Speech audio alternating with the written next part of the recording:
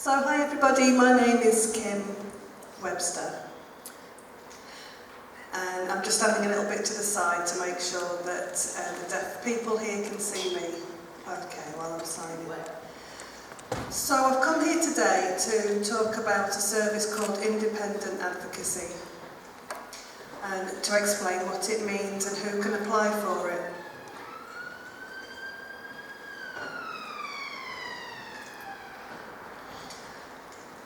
So this service is in partnership with Cloverleaf. That's an advocacy service. So I'll explain what we do and how we work together.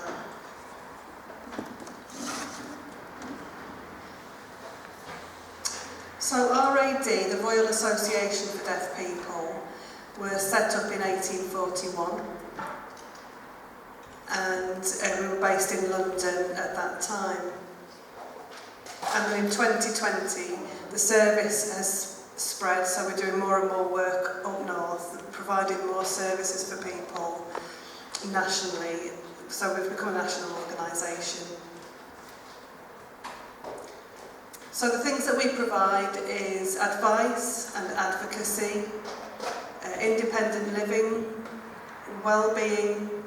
We provide training and communication services. So we provide interpreters, speech, lip speakers as well.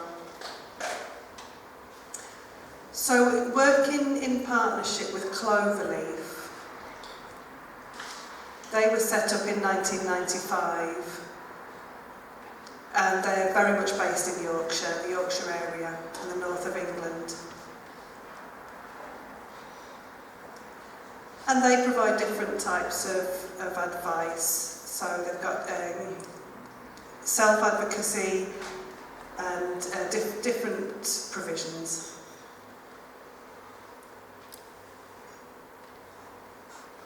So independent advocacy, I'll just explain a bit about what that means.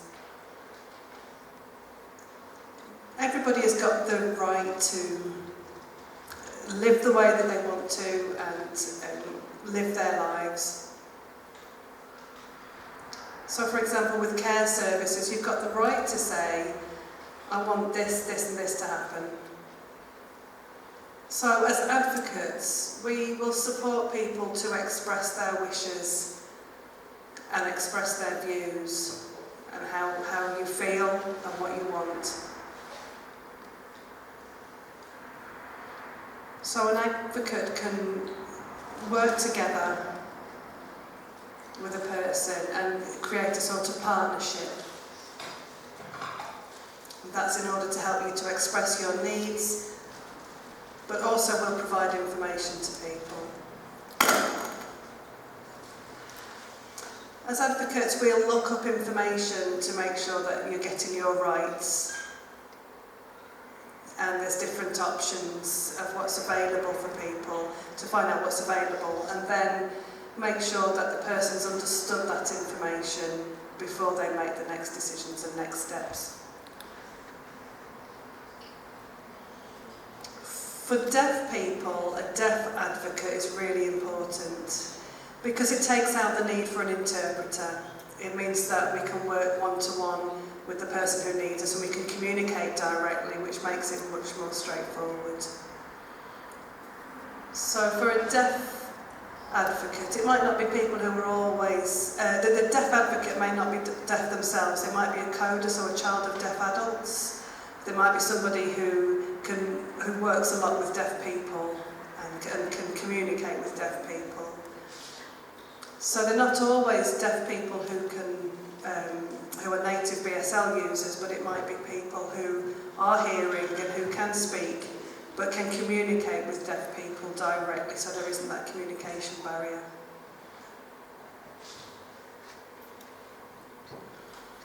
So here in the Calderdale area, we provide the three types of advocacy and support. So there's the Care Act advocacy. That's for people who are finding it difficult to get welfare rights. So they might be asking for support for maybe care for independent living. They might not understand the process. It can be very complicated. They may not understand the whole process. So we might work with a social worker, and we might advocate for the deaf person that's going through that process. We also do mental health advocacy, so that might be for people who are in hospital receiving treatment. They might be under a community treatment order, so they might want an advocate to help them through that process. They might want to know what their rights are under that section or under a specific section. We also support in mental capacity, so that's for people who are over 16 who maybe need extra support to make sure that they're getting their rights through a process, for example, moving into a home. Maybe if they're having severe medical treatment, so deciding whether they want, for example, to be resuscitated or whether they want a DNR. So going through those kinds of, explaining those sorts of processes. And maybe if they're going to need care for the rest of their lives, they might want specific reviews every now and again to make sure they're still happy with that care. So this is statutory advocacy services within the Calderdale area.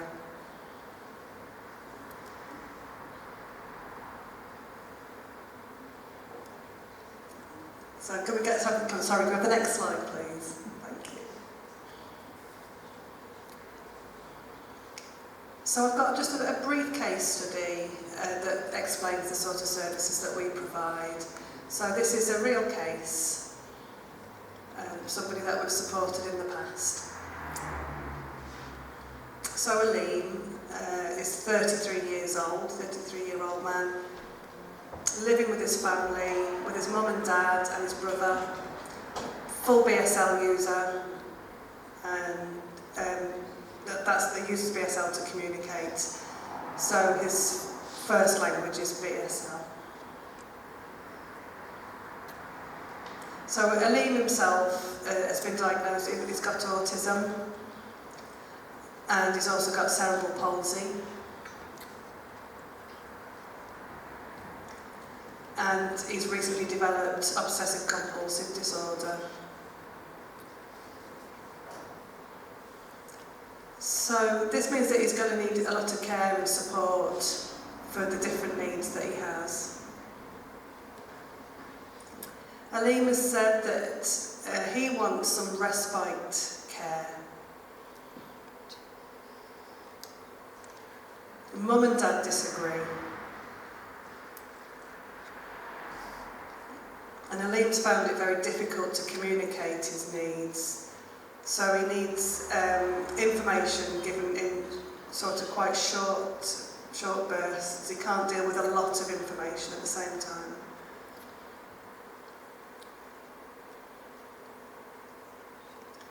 So recently the relationship with his mum and dad and himself has broken down. It's become difficult. So he wants some respite, he wants support to go to the cinema, he'd like to go horse riding, he'd like to go bowling, but his mum and dad disagree. They say that his behaviour is very difficult when he goes out of the house, and so he wouldn't be able to go bowling, he can't do these activities that he wants to do, so they don't agree with him going out to do these activities. Aleem has an hour's support every week to go horse riding, but the horse riding teacher has broken their arm, so that activity hasn't happened for the last 6 months. So he's been going to this activity with his parents, but his parents are exhausted, and it means that he's not getting out as often as he would. He's only going out really to go out to the shops with his mum and dad. So Mum says that is adamant that Aleem doesn't know what he wants. Because Aleem struggles with processing information, it's very difficult for him to understand If people just ask him directly, what do you want? Or do you want this activity? Then he will say, yes, I want that activity. So Mum feels that people shouldn't ask Aleem directly what he wants. So she says, we don't ask Aleem directly, because if we offer him these activities, he'll expect them, he'll expect whatever we offer, he doesn't really know what he wants. Mum says that his expectations aren't realistic. And she says that any time he goes out, he needs 2 adults with him at all times. So social workers have booked BSL interpreters to go to meetings, but before the meetings and after meetings, when there's a lot of discussion, there isn't an interpreter. So Aleem has asked Mum to translate information, or has asked Mum to explain what he said. And that means that there's been disagreement with the social worker, and Aleem is missing out on that information. So Mum disagrees with the social worker a lot as well. So Aleem gets an advocate under the Care Act. He's eligible for that. He needs support involved with this process. And he needs that support with him all the time in order for him to be involved in the decision-making process. It means that because Mum disagrees with the social worker and Aleem sometimes, she's not the appropriate person to support him through the process. Aleem has the right, and if he wants changes in provision, he's got the right to ask for that and discuss that with his social worker.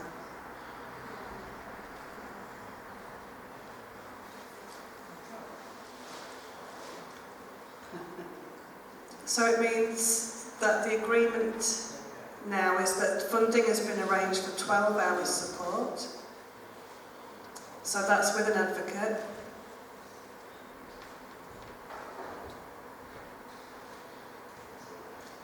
And that's to look at discussing with Aleem what it is that he wants. So it's about building up a relationship to be able to ask him what he wants.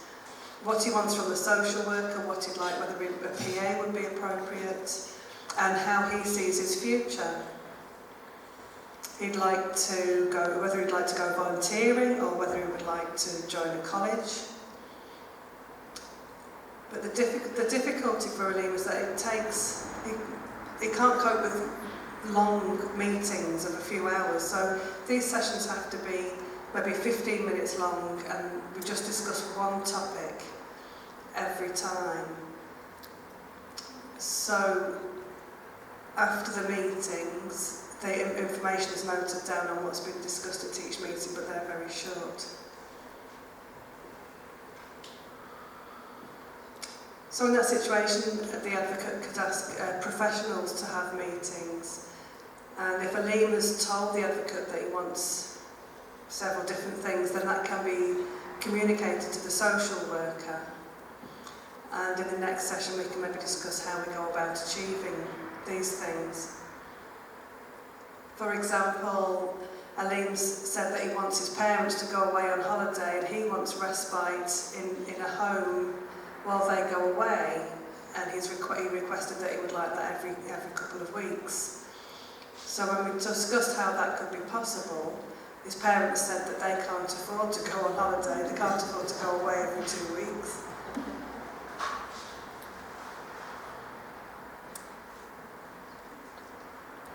So Aleem had a lot of meetings called multidisciplinary meetings.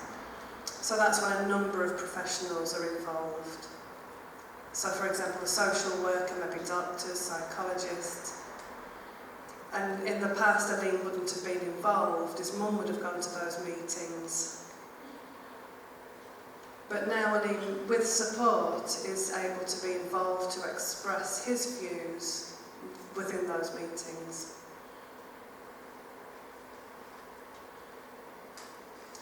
So Aleem's been supported to look into a placement that would be deaf aware, so it would be able to meet his needs as a deaf person, as an autistic person, and as somebody with OCD.